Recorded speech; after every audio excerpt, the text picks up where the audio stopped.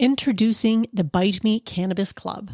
The Bite Me Cannabis Club aims to be an inclusive online space for cannabis lovers. Whether you're simply curious about how cannabis can improve your life or you're fully seasoned, there's always more to learn. When you join the Bite Me Cannabis Club, you'll have access to like-minded people interested in cannabis, monthly workshops, live Q&As, recipes and recipe swaps, digital cookbooks, fully functional chat feature, and a whole lot more. For a limited time, it's only $5 a month with a 30-day free trial so you can try it out and see if it's right for you. This isn't just another Facebook group or confusing Discord channel. I carefully chose a platform that offers a clear, uncluttered, and seamless community experience. See for yourself, join today, say hello. I can't wait to connect with you there. Join the Bite Me Cannabis Club today. Link in your podcast app.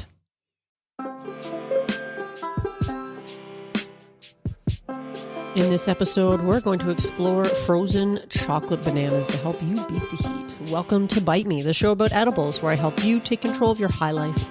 I am your host, Marge, and I am so grateful that you're here today listening along, and I really hope that you give this recipe a try because it's easy to do and it's tasty, and it has been very hot where I am, so why not make something that's not only going to get you high, but cool you off at the same time. Before I get into this week's recipe, though, I did want to mention the community poll that I have been running. And so far, I've gotten a number of responses. And I just want to say thank you to those of you who have already taken the time to submit those responses. The insights from those are really interesting, and it really means a lot that you've taken the time to do that. If you haven't already filled out the poll, it's about 7 questions, I think, only takes a few minutes, and it's so helpful for me so that I can see what's working, what's not working, what I might need to do to change things in the future, just mix things up a bit. And some of you had some really great ideas, and some of you also confirmed what I was probably already thinking. So that's also helpful as well. But there is a prize in it for you if you take the time to fill out the survey. And like I said, it only takes a handful of minutes, but it is so helpful for me because if you've been listening to this show for any length of time, you know I am just a small independent podcaster who shows up week after week for you guys because I really enjoy doing this. If I didn't enjoy doing this, then I probably would have given up, 100 episodes ago, I would have to think. But there is something about podcasting that I happen to love. It probably helps that I'm a huge podcast consumer as well. I listen to podcasts for the most part. If I'm listening to something, you see me with my headphones in, I am listening to a podcast. I do switch to music a lot as well because I like to listen to music while I'm working or, puttering around my house or different things like that. But actually, to be honest, if I'm cooking or puttering around my house or making edibles in the kitchen, I'm probably actually listening to a podcast as well. And if you're so inclined and you feel like telling me what some of your favorite podcasts are, I would love to hear it because I'm always interested in learning about new podcasts, especially from independents who are folks like me oftentimes who are probably making no money doing it, but are doing it because they really enjoy it. And that doesn't mean that they don't aspire to possibly make money from it one day. I would fall into that camp because I would love nothing more to be able to do this almost full time to support myself as opposed to having to go out into the world to work. Although there are a lot of things I do like about working in a dispensary, so I don't have it too bad. Don't feel too sorry for me. But I really do love the medium of the podcast. So if you have any favorites, for me, I could recommend, if you're in Canada, one of the ones I really like is the Cannabis Podcast. And that one's great, run by, I think his name's Gary. I should know that. I've been on his show, but he does a great podcast out of British Columbia, and he reviews a lot of cultivars that are available on the Canadian market, legal Canadian market, that is. So if you're in Canada, that's a pretty interesting one to listen to just because he is looking at a lot of those strains that you're going to find in the legal stores. And he does a great job of that. The length of the podcast is very similar to my own. And he also gets into a lot of cannabis news generally, not necessarily limited to Canada in that particular instance. And another podcast that I really love is the High on Homegrown podcast. And perhaps I'm going to be a little bit biased because I haven't been listening to that podcast for quite a while. That one is a longer format, in part because they break it up into a few different segments, but there's also 5 guys on that show, and they are from all around the world. They focus mostly on growing, but other aspects of cannabis as well.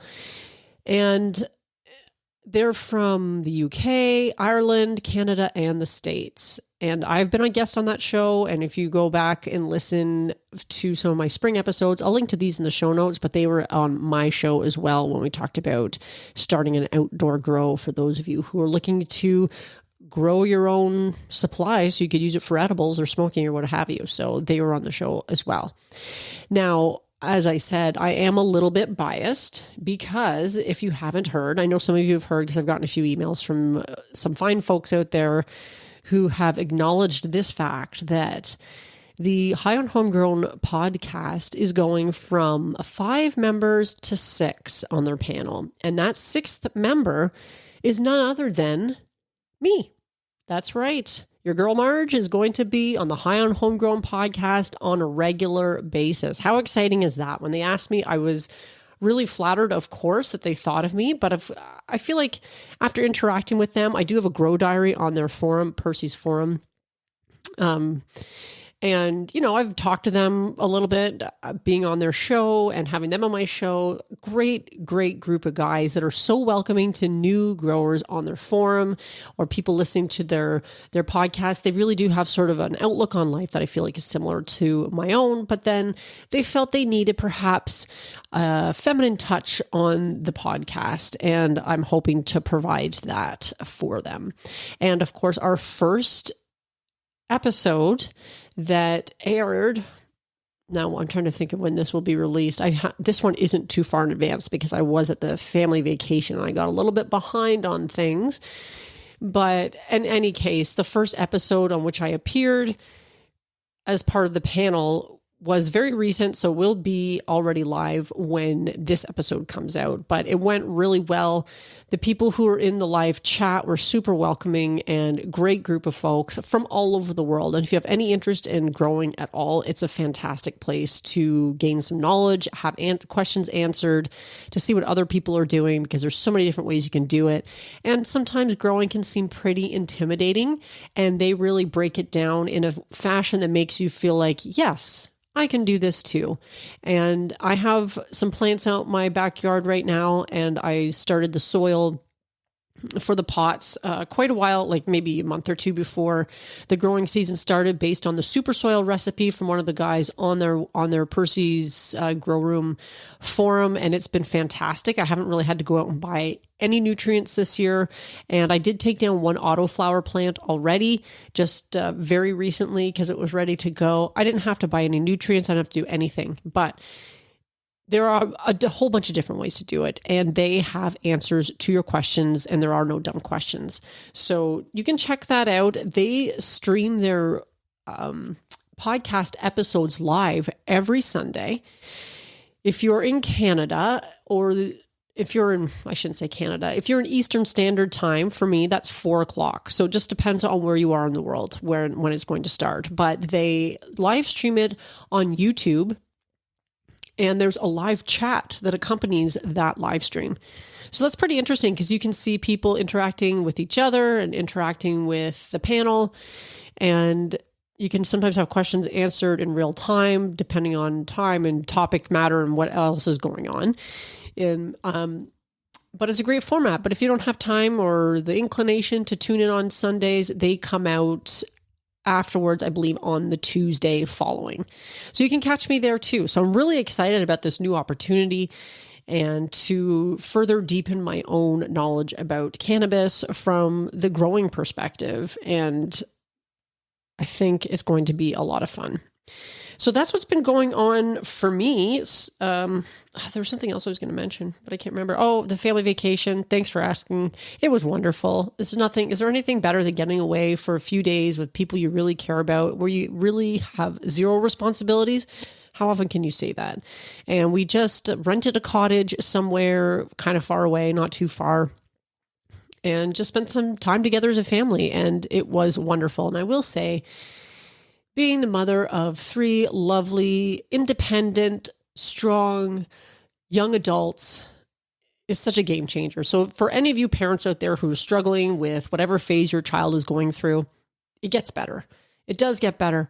And sometimes there are a lot of things I miss about my kids when they were younger. There's so many things. I have wonderful memories of their childhood and being a mom. But, you enter into this new phase in this new relationship, and it's really wonderful. It's nice to spend time together as adults and to actually be able to imbibe in things together as well, like, adult beverages and edibles and cannabis and all those things. And it's funny because they are getting to an age, they're all in their early 20s. My youngest stepdaughter is turning 21 very soon. And we spent a lot of time in the mornings, like doing things like reading. And so relaxing. You get up and you're reading by the water, and very nice. So I am back and ready to take on the world, especially once school starts back up again, because that's sort of that indicator that summer is kind of over, although it's not really. We both know that, but we all know that. But the fall sort of brings on that renewed sense of goals and productivity. So I'm pretty excited for what the fall is going to bring. I am currently also suffering from allergies. So if I sound a little bit stuffed up, I don't feel like I'm too bad right now, but the allergies here where I am have been brutal lately. And I have been remembering to take my allergy pills, which helps significantly, but not, I wish I just didn't have to deal with it. That's the real honest truth, but here we are. There's not really much I can do about that. So I'm sorry. I apologize if I sound a little stuffy because it's the allergies. The ragweed is in bloom everywhere. So if you're an allergy sufferer as well, I feel for you because definitely not too much fun. Now, as I mentioned, allergy season, but it's also sort of that tail end of the summer. And I find that we are getting the hot weather that we would normally get probably in July. The days here have been 30 plus degrees Celsius, but the humidity has been the killer. It's the humidity. It's so sticky and muggy. And there's probably some of you out there who deal with this kind of weather all the time. And you're like accustomed to it and it's not such a big deal, but in Canada, where I am, when you live in the cold weather for so much of the year, it can be a lot for a lot of people. And of course, there's those who, older folks or those with some health conditions or who don't have access to air conditioning. This hot weather can be really difficult to manage. So this particular recipe this week is one that is really simple to put together because you certainly don't want to spend any more time in the kitchen right now than you have to. That's why I barbecue so much in the summer, because it gets me out of the kitchen and outside and feels like less hands-on time and not as much hot burners and ovens running in my kitchen. But this recipe is simple and easy, and it's frozen. So when you do get to enjoy it, you can cool off a little bit as you enjoy it. And it's chocolate banana treats. And the reason I chose this one is because I was on the Ardent website, Ardent Cannabis, and they are a new affiliate that I'm working with. And I'm really excited about it because they make a decarboxylator that is incredible, because you can decarb up to 2 ounces at a time. And it's so easy to run. If you want to do big batches, you can run your one batch, take the stuff out, do another one. It's super, super easy. But the main thing is that it doesn't smell. There's very, very little smell. And I live in a house where, my husband will put up with the shit that I do, but he often doesn't really enjoy it that much. I do have some weed drying out my garage right now. It's not even a very big plant, but it does make the garage smell like the lovely fragrance of cannabis, something I love, but something he's not too crazy about. And I also happen to have, tenants in our house because we have a basement apartment. And nobody's ever really said anything. I think one tenant one time did say something like, "Are you baking something? Because it smells pretty strong." Because the decarb process, if you've done it at any point, you know how smelly it can really be. And depending on where you live, that may or may not be a good thing. So, and for me, of course, cannabis is legal. I don't have to worry about anybody coming to my door and saying what the hell's going on in here. But not all of us are so fortunate right now. So this device can really be a game changer. And I've really been enjoying using mine because you can actually use it to do some infusions and stuff too. I'm hoping to come out with some videos that do some comparisons between some of the different devices on the market.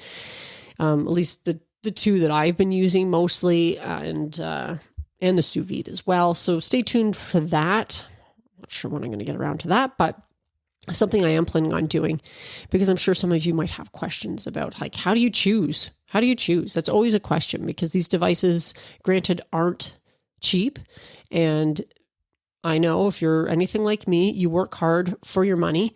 And sometimes it can be painful to part with it, especially if it's not something you're going to get the value out of that you are hoping to get. So the Ardent, I have been really enjoying, and they had this recipe on their website, and I am hoping to do a series of recipes from their website.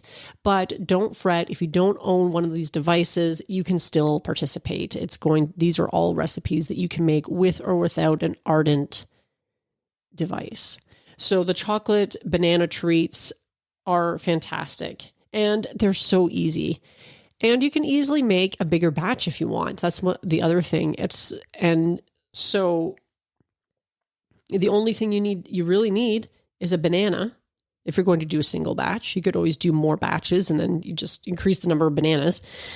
An infused oil and 3 tablespoons of bittersweet chocolate chips.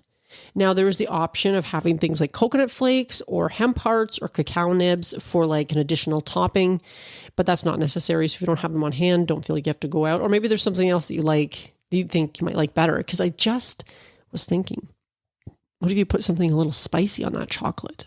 As someone who really enjoys spice, that could be quite nice as well. So the sky's the limit, you guys. You can do whatever strikes your fancy in the moment. And you could probably even do a few different ones if you wanted. I don't think I did that when I made this, but I just used the hemp hearts myself because I just like using a hemp-related product with my infused treats.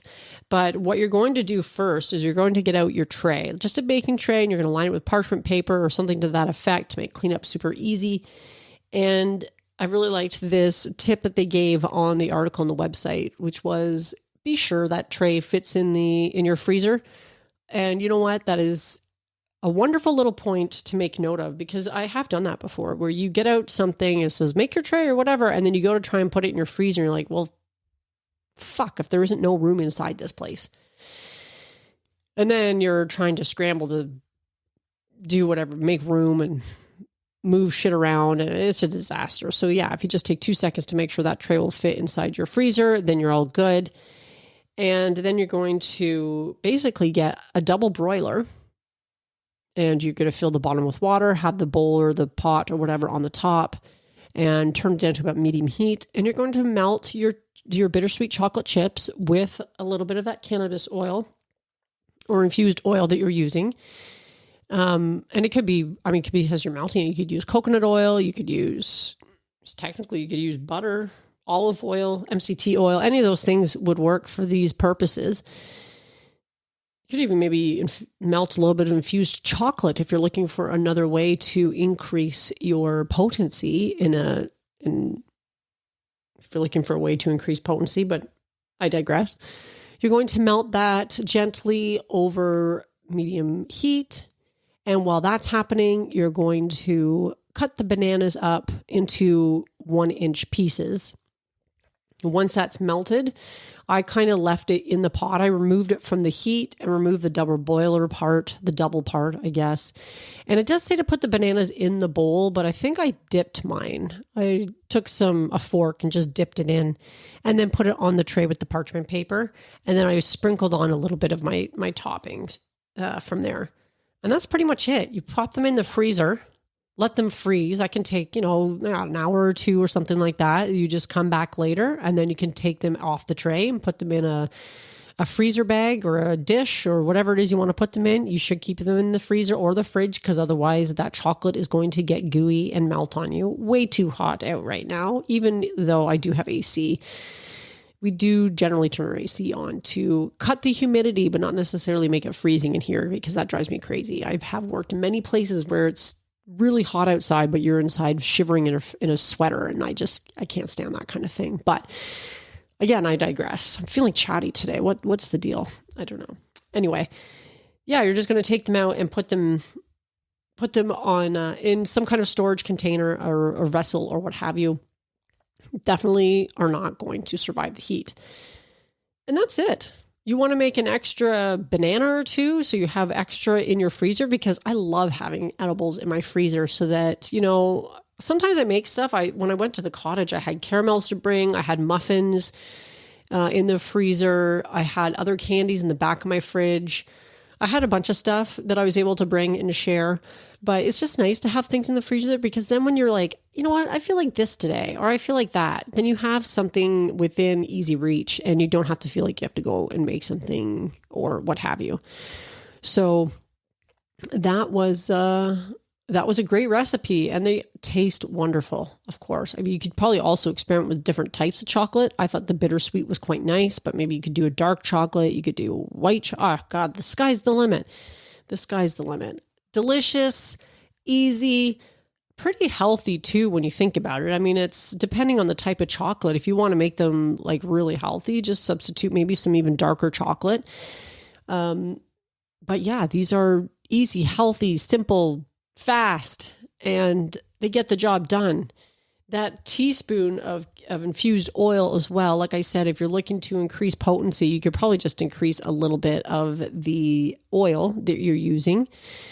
And again, if you wanted to add infused chocolate, I mean, they sell all kinds of infused chocolates at my dispensary. You could just pick one of those up for an additional, although you know what, if you have your own infused chocolate, that's always better. But yeah, you can always fool around with that as well. So I hope you give this a try. Let me know what you think of it. If you have any other frozen treats that you would like to see.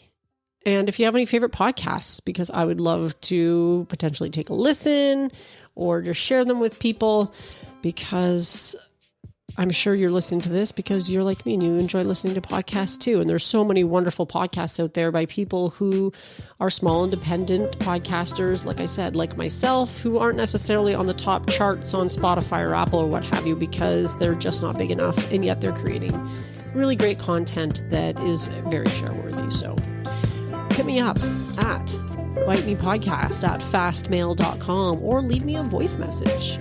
And don't forget the community poll. If you're so inclined, it would really mean a lot to me. And I think that's it for this week, my friends. Stay cool. And of course, stay high. Welcome to... Oh, shit. In this episode, we do chocolate... Oh, fuck. Are you tired of trying edibles that are inconsistent in strength and flavor? Attempting to figure out your tolerance? Do you want to take control of your edibles experience and find the optimum combination of factors that results in the best outcome? If so, this edibles journal is perfect for you. The Bite Me Edibles Journal provides a convenient and organized way for you to track and record your edibles experience, whether it's homemade edibles or store-bought. It includes 48 fillable pages. It's sized 8.5 by 11 for plenty of writing space, includes information on calculating the potency of homemade edibles, and it was created by an edibles expert.